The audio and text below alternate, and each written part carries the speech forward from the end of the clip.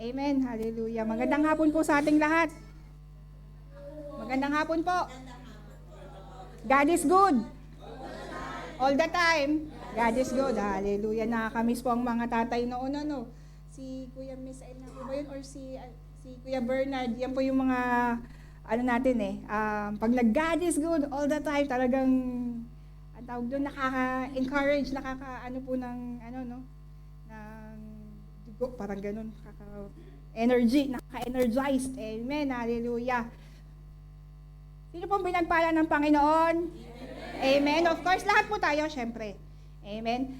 At tunay pong nagpapasalamat ako at na ginamit ako ulit ng Panginoon na tumayo sa inyong harapan. Amen. To deliver His message. Yung topic po natin last week is yung sa Micah 6:8. Amen po. Yun po yung what God wants us to do. Amen. Yun po, di ba, tinakal po na talakay po natin sa preaching ni Pastor Jonathan yung we should act justly, we should love mercy and kindness, and walk humbly. Amen po. Yun po dapat lagi tayo magkaroon ng pusong kinalulugdan ng Diyos. Amen. Yung pusong maka-Diyos. Yun po yung kinalulugdan niya. Amen po. Kahit marami po yung gumagawa ng hindi maganda, we should always choose to act justly. May katarungan. Lagi po tayong panatilihin po natin na lumakad tayo sa layunin, sa gusto ng Panginoon na lagi tayong maging makatarungan, lagi tayong mapagmahal tayo ng may awa. Amen po. Lagi we choose kindness over anything else. Lahat po tayo may pinagdaraanan, so we should act with kind heart. Amen po. And lagi po tayong dapat magpapakumbaba. Amen? Ngayon pong hapon nito, na ibigay po sa akin, created to become like Christ. Amen po, mula po sa Romans 8:29. Simula't simula, from the very beginning, God has planned for us. Amen po? Ano po yung plano para sa atin ng Panginoon? Yun po yung ating dinaraanan ngayon. Actually, yung plano po ng Panginoon, hindi lang po yun sinasabi niya kagad, no? Ito po yung ating nilalakaran. Yung purpose natin, yun yung po yung hindi kagad niya binibigay. But we should walk on through it at yun po yung hinahanap natin. Sometimes yung purpose natin, yung plan niya, nandyan pala, hindi lang natin napapansin. Amen po. Sabi nga po, yung plano ng Panginoon is for us to be like His Son, Jesus Christ. Amen po. It's our destiny. And it's our purpose. It's one of our purpose po. Amen po. Sinabi na nga po yun sa Genesis 1:26. Then God said, let us make human beings in our image and likeness. In all creations, tayo po, tao, human beings, not human doings, human beings, tayo po yung kinreate according to God's image. Amen po. It should be a privilege for us. It should be a dignity. Kailangan pag malaki po natin na tayo nilikha ayon or kawangis ng Panginoon. Amen po.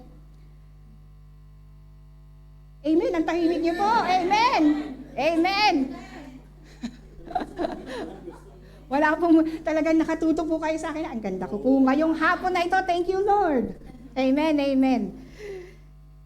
Alam po natin, no, in some aspects, we are like God. Amen po. We are spiritual beings. Yung spiritual beings po, is yun yung spirit natin. Our spirit is immortal. Yun po yung, pag namatay tayo, yun po yung, natin, no? Yun yung parang second body natin, yung ating spirit. Amen po. Mawawala po ang flesh, pero ang spirit natin nandyan po. Amen? Sabi nga, we are intellectual. Naniniwala po ba kayo dyan? Amen. Of course, we can think, ano pa po? We can reason out, we can solve problems. Pero sometimes yung pagsosolve natin ng problem, dinadaan lang natin na tayo lang. We don't give it to the Lord. Hindi natin sinasangguni. Amen po?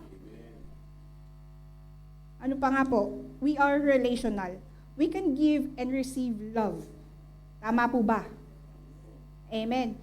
Nagmamahal nga po ba tayo? Ilan po? Wow, 1,000. Amen, amen.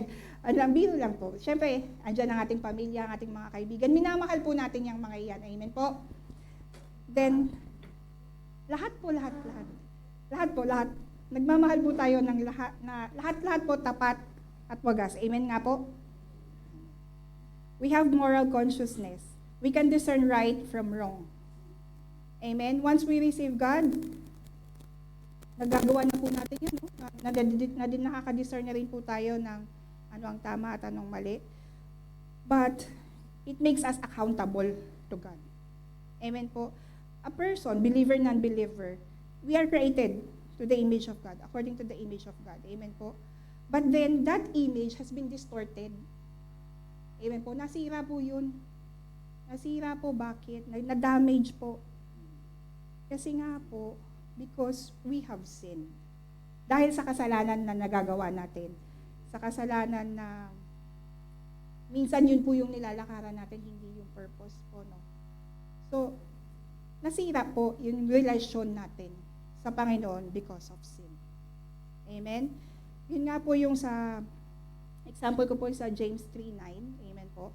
Sometimes it praises our Lord and Father, and sometimes it curses those who have been made it in the image of God. Ano po ba ang nilalaman ng puso natin? Nagpapasalamat po ba tayo sa Panginoon? Minsan, pinadaan ka niya sa pagsubok. Anong nangyayari? Pinalulugmok po natin. Tama po?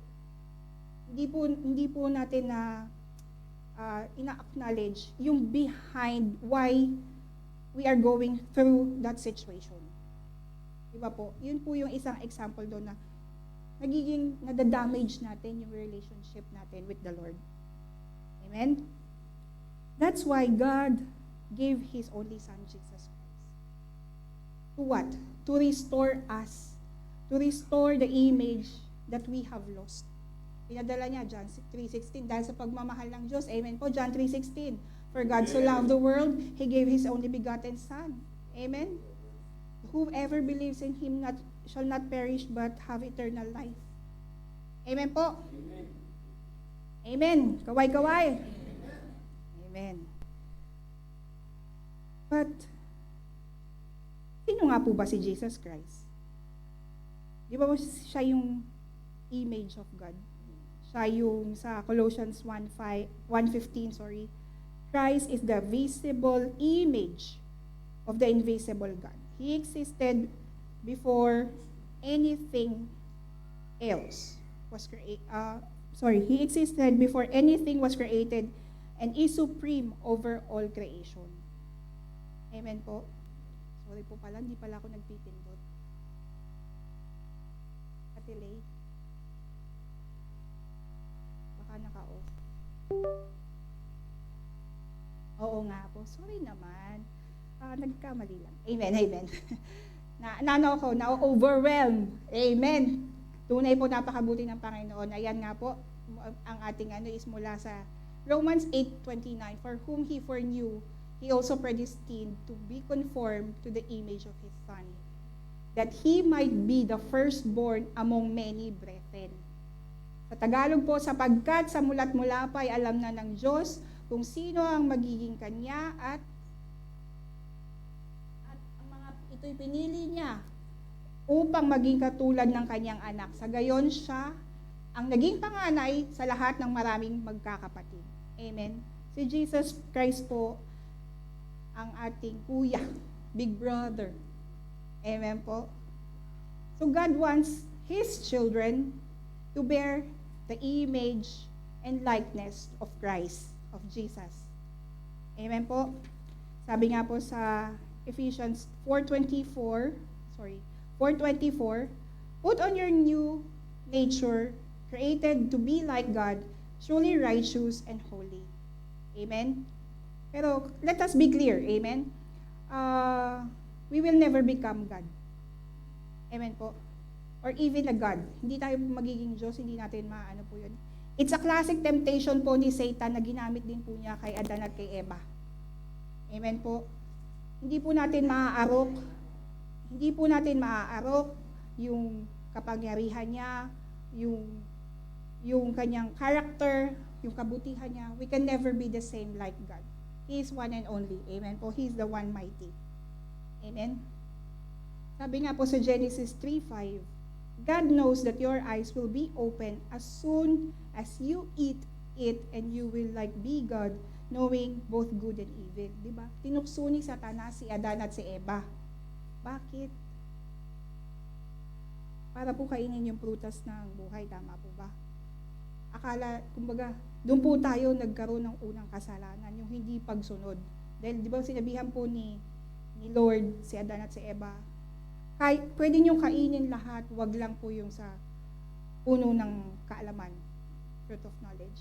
But then, dahil natukso ang ating ama't-ina, unang ama't-ina, si Adan si Eva,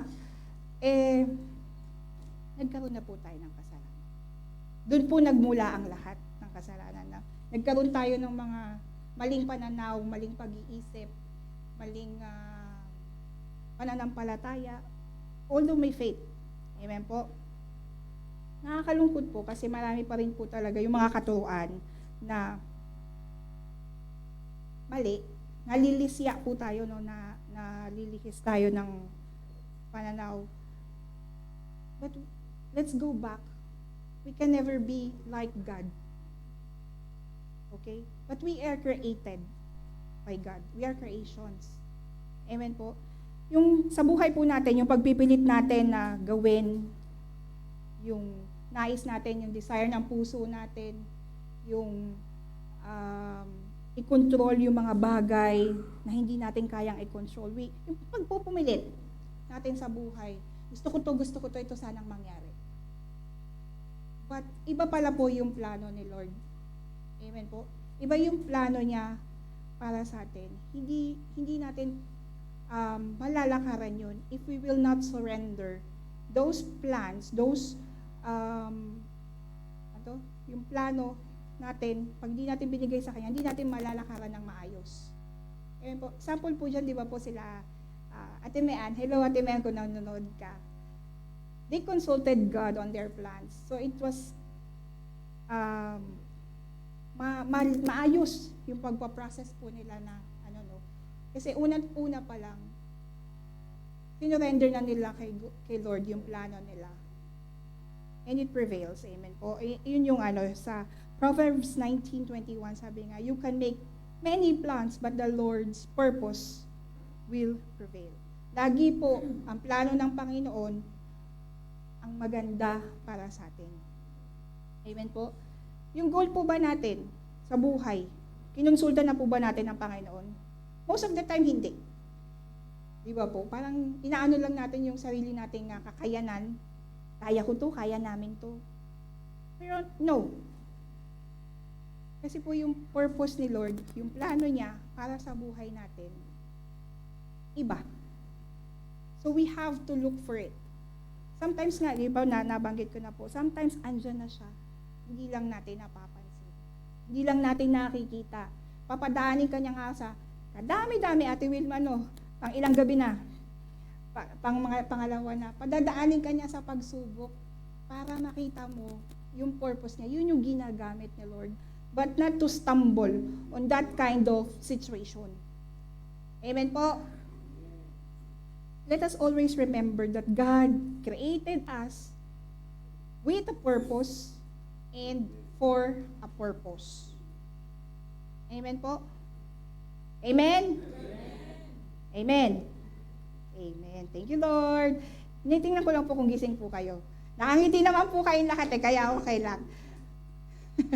Baka po inaantok na kayo dyan, gising-gising po. Amen. Diba nga po, isa po sa kinatuwa ko kasi for the past few, binigay po sa akin to ni Kuya Jonathan, ni Pastor, ng 2 weeks ahead. But then, kailan ko lang po siya natapos. Kasi pinalakad pa ako ni Lord kung ano yung purpose niya na sasabihin ko ngayon. Amen po, iba pag si Lord ang gumagalaw sa buhay mo. Kahit 1 day, 2 days, kaya mo matapos. Kasi andun yung realization, andun, iaano ka niya, bibigay niya sa'yo kung ano pong kailangan yung sabihin. Amen po. last week po, di ba, yung sa testimony po ni Ate Kate, natutuwa ako. Alam ko naman natutuwa tayong lahat bilang magulang na rin po ni Kate. Amen po. Lalo na syempre ang magulang niya na tumayo po siya dito. Sinabi nga po niya doon na she's letting God control those things that she cannot control. Amen po. Tatandaan niyo po. Nakakatuwa po yun. Bakit po? Kasi isa sa ultimate goal natin sa buhay natin dito sa mundo is not comfort, but character development. Amen? Si Kuya Bong, nakakatuwa din po kanina. Thank you, Lord, for this revelation. Amen po. Kasi nade-develop po yung character natin pag kay Jesus tayo nakatuon. Pag sa Panginoon po tayo nakatuon. Amen po? Character means more of your mental or moral qualities. It's like, example po niya yung the way nga we respond. Parang si Kuya Bong. Thank you, Kuya Bong, for being an example. Na nagkabigayan man sila ng sulat, pero hindi siya natakot. Yun po yung character na nadi-develop sa atin pag kay Jesus Christ na po tayo. Amen po? Ano naman po yung personality? Personality po is yun yung distinctive characteristics mo or engaging qualities mo. Pagiging malambing, malumanay, mahinhin, for sure, hindi ako yun. Amen po. Tawa naman kayo dyan, joke-joke yun. Opo, hindi. Ano lang naman po, pinapatawa ko lang po kayo kasi ang tahimik niyo po talagang nakikinig kayo. Amen. Nakakatuwa po. Amen. Sabi nga po, yan po, God's ultimate goal for your life on earth is not comfort, but character development. He wants you to grow He wants us to grow spiritually and become like Christ. Amen po. Once na nakita nyo na po or napapansin nyo na sa sarili nyo na nilalakaran nyo na po yan. Amen. Thank you, Lord. Magpasalamat po tayo. Praise God every time because you're walking to what is God's purpose in your life. Amen. Sunod po, yan po. Christ-likeness is all about transforming your character and not your personality. Amen po. Hindi po yan na, magkaiba po yan transforming yung character mo and your personality. Naintindihan niyo po yung example po kanina. Amen po, no? Sabi nga, every time we face trials, we forget character. Okay? Character kasi yun yung the way we handle the one situation, the way we act on a situation. Amen po? Yun yung purpose natin, yung character. Ma-develop po yun. Hindi po para ika-frustrate natin kung ano mang hindi dumating sa atin sa pinagpipray natin sa Panginoon. Amen? Amen? Minsan nagtataka tayo, bakit hindi nga binibigay ni Lord? Bakit hindi? Kaya naman niya Predestined nga tayo Predestined means, yung fate natin, yung destiny natin, naka-tabulated, kumbaga, inayos na yan ni Lord. Nalilisya lang tayo because of our own desire. Amen? Kaya nga po, paulit-ulit ko lang sasabihin po na ang purpose natin, andyan lang, minsan hindi lang din natin napapansin because of our own greediness, our own desire. Kasi minsan, ang tawag po dito?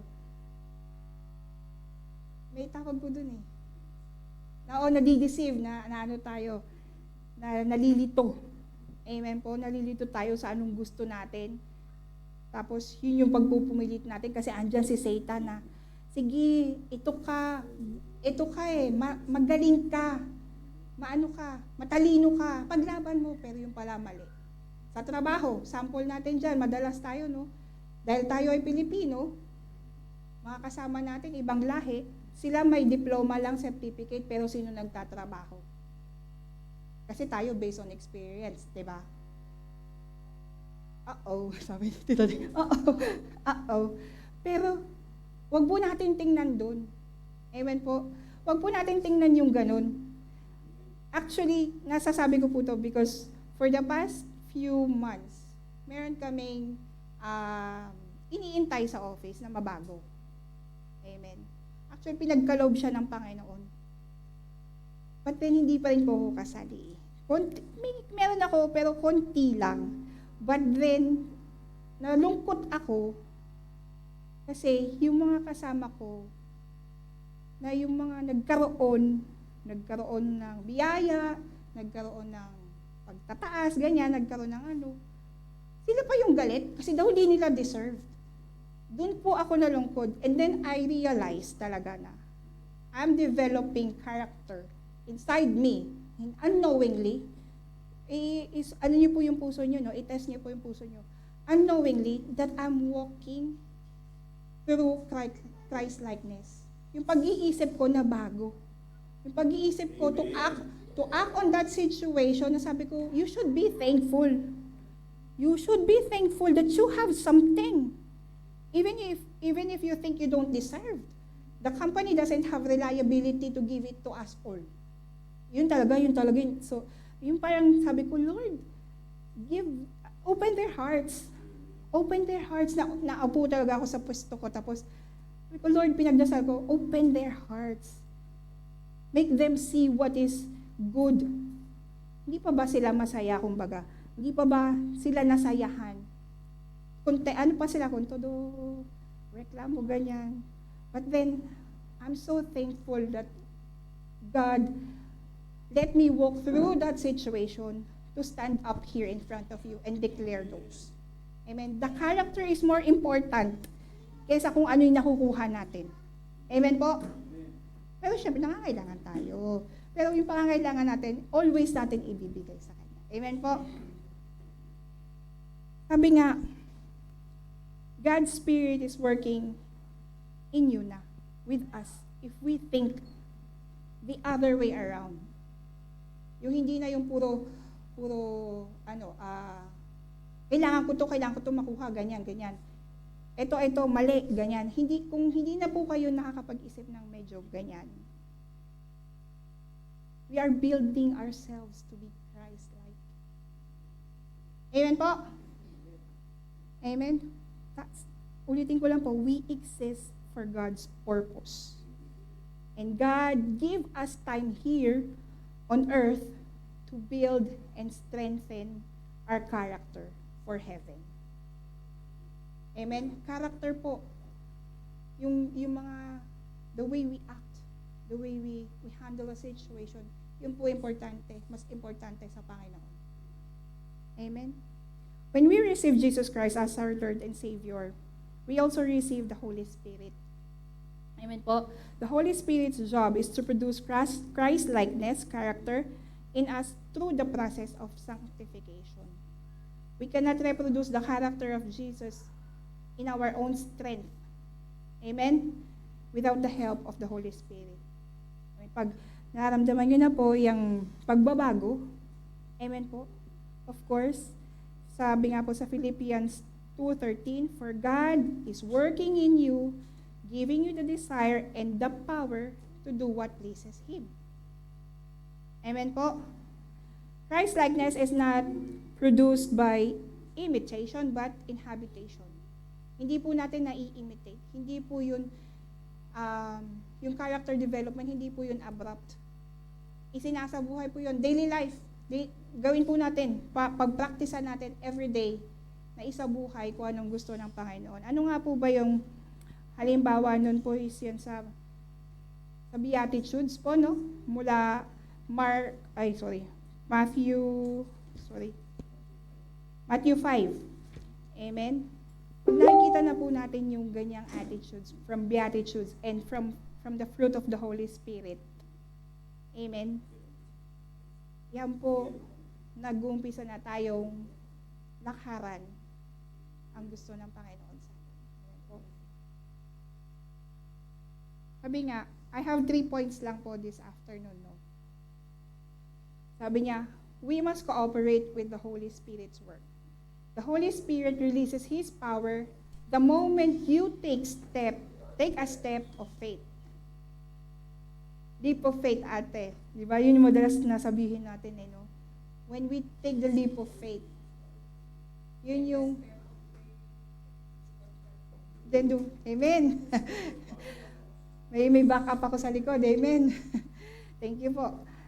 the moment we take that kind of step, baby step nga minsan tawag natin dyan, ano po, nag-baby step ka sa faith natin. Even the mustard seed, di ba, lagi po natin sample. Even the mustard seed, pag nag-grow po yun, malaki. Amen po. We must cooperate with the Holy Spirit work. Sabi nga, we must choose to let go of the old ways of acting. Mula po yan sa Ephesians 4:22. You were taught with regard to your former way of life to put off your old self, which is being corrupted by its deceitful desires. Amen?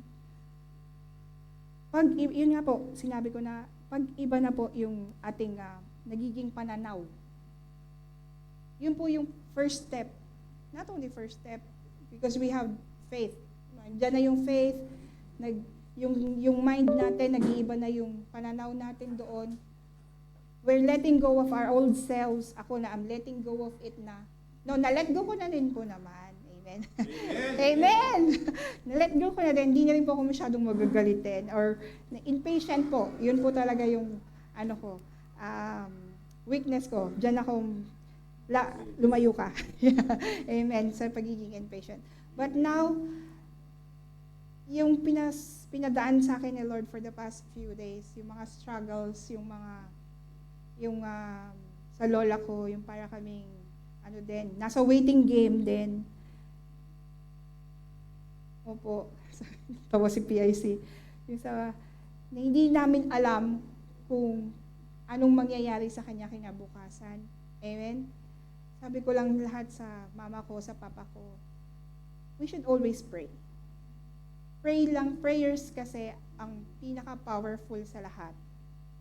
Then obeying God with prayer, yun po yung isa pang napakaganda na napakagaling na sandata natin.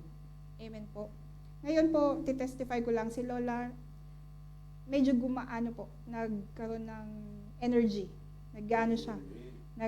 Nagpapaupo-upo na din po. Kaso sometimes talaga, bigla na rin siya ulit matutulog. So, thank you, Lord, for healing my Mommy Luz. So, hallelujah. Amen.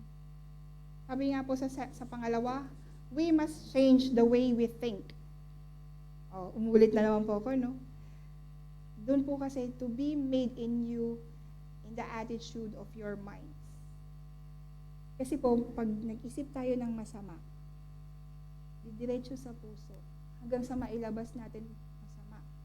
Amen po, dito po tayo unang dinideceive ng kalaban.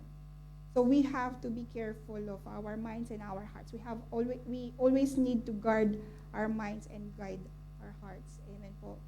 Diyan po kasi tayo na unang nadadapa, kumbaga, the way we think. Amen? Diyan po tayo inaatake. Diyan po yun. Kasi nagiging desire po yun. Nagiging desire, bababa niya dun, yun na yung magiging desire ng puso mo. At the end, yun na po yung iaak mo na. Doon na yun sa character mo. Amen po?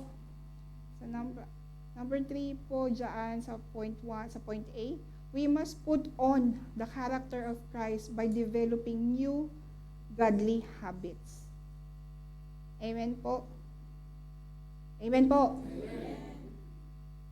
Nade-develop po ba yung godly habits natin every day? Amen. Thank you, Lord. Hallelujah. Sabi nga po, ano pa po ba yung natin? Pwede nating gawin to develop that habit, di ba? Mag-read tayo ng Bible. Amen po. Mag-quiet time po tayo. Amen po. Ano pa po? Magpa-disciple po tayo. Magpaturo po tayo. Kung meron po tayong hindi naiintindihan, nandiyan po ang ating mga pastor at ating mga elder. Mag-ano po tayo? We seek others' help po through our brothers and sisters. We can. Amen po. Kasi wag po nating saloobin lang at yung gawin lang na atin lang. Kasi matatalo po tayo. Amen? Naintindihan po? Amen. Point B po, God uses His Word, people, and circumstances to mold us. These three are necessary for character development. Amen? Yun nga po, God's Word, lagi po na yung magbasa. Andiyan po yung katotohanan na kailangan natin sa buhay. At kailangan nating isabuhay. Amen po? Pangalawa, God's people. To provide the support we need to grow. Amen? Andito po tayo, mga kapatid, mga kakapatid sa Panginoon. Andiyan po ang ating mga magulang sa Panginoon. Tayo po, let us support each other. Kahit po siguro hindi mananampalataya. Ako may isa po kong personality na pag naiwan niyo po ako sa isang upuan sa ganyan, may kausap na po ako the next minute eh. Amen. Meron po akong ugaling ganyan, no? At yun po isang ginagamit ko to support other. Sabi nga ni Chloe, naalala ko nung umuwi kami 2022 sa Robinson. May pinapagawa po kami sa isang kiosk doon. Sabi ko lang, tayo may problema ka. Ganyan lang ang approach ko. Upo ko si Bo, yung boyfriend ko. Tayo mas masarap maging boyfriend si Lord. Natawa siya. Pero sabi ko, ate, hindi mo pa asawa, boyfriend mo pa lang. Pinapakita na sa'yo ni Lord yung problema na kakaharapin mo pag naging asawa mo siya. Mas piliin mo si Lord, lumapit ka kay Lord, ibibigay niya ang the best para sa'yo. Amen? Natatawa nga ako kasi alam niya, tapos kinakalabit niya ako, Mama, bakit ganyan ka? Andun din po ang leading syempre ng Holy Spirit. Amen?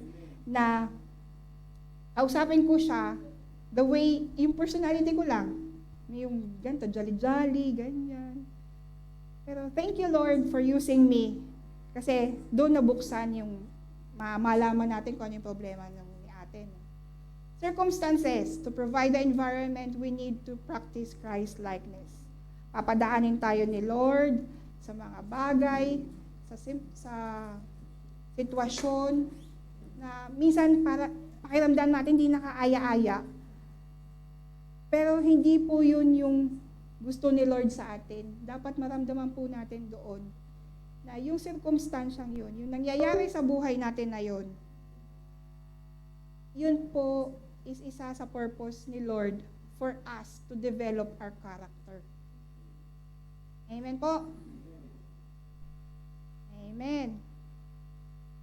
Last point po, becoming like Christ is a long, slow process of growth. Ano nga po sa Ephesians 4:13? Patigasan daw po ng ulo. Amen po.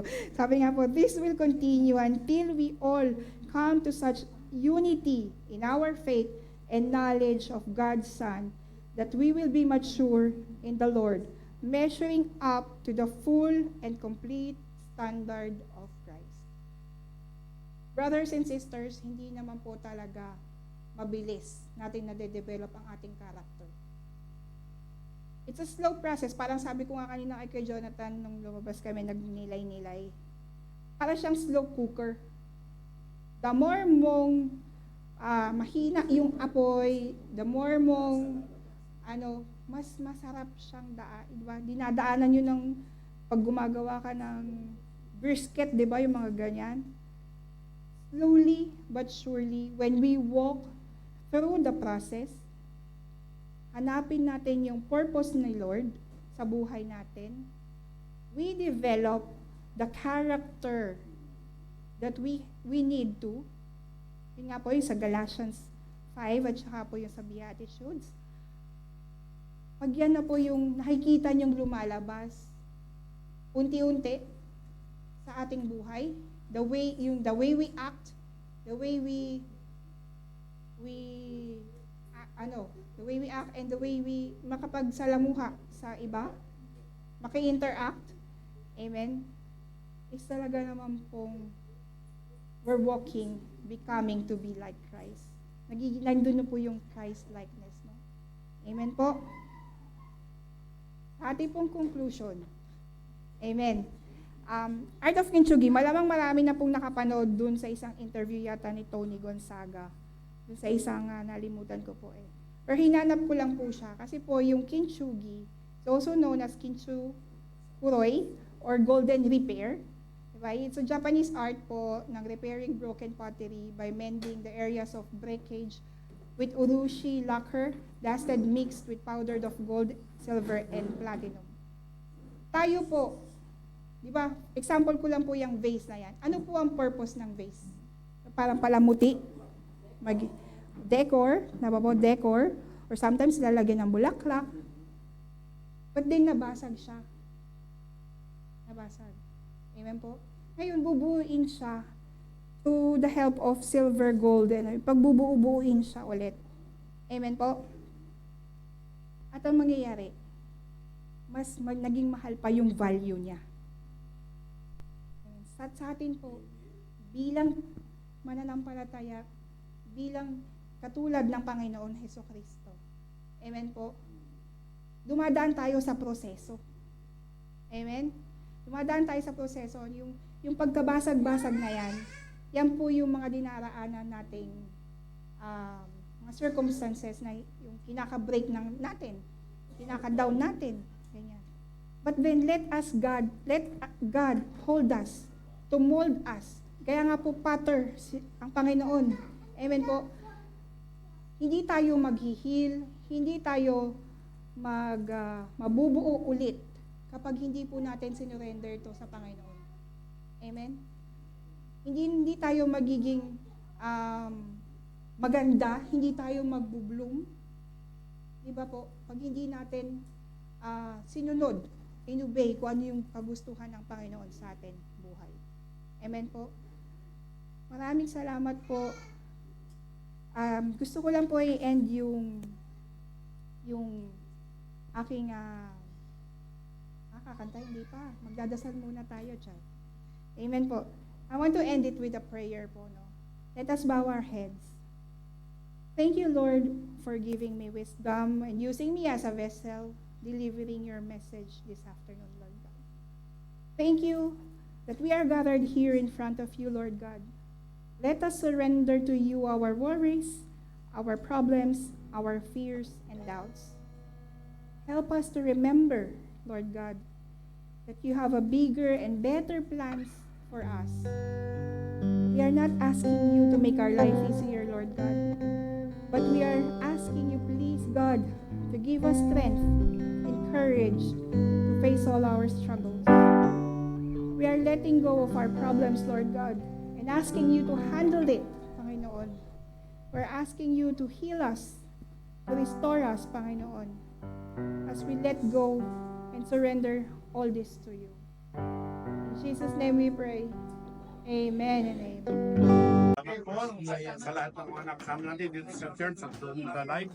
Salamat sa patuloy niyo panalangin. Patuloy niyo tayong dalanginan. Alam natin that we will carry on with our calling. Ano? Amen. Glory to God po. Marami po salamat sa lahat po ng nakibahagi po sa atin ngayong araw na ito sa FB Live at ganun din po dito sa church po. Tunay nga po na nangungusap po ang Panginoon sa atin at araw-araw po tayong binabago ng ating Panginoon. Glory to God po. Amen. Praise God po. Salamat po sa lahat po na nakilahok po sa ating mensahe ngayong hapon. Salamat po sa inyong patuloy na pagsuporta at patuloy na pananalangin. Praise God po. Napakabuti po ng Panginoon. Hallelujah.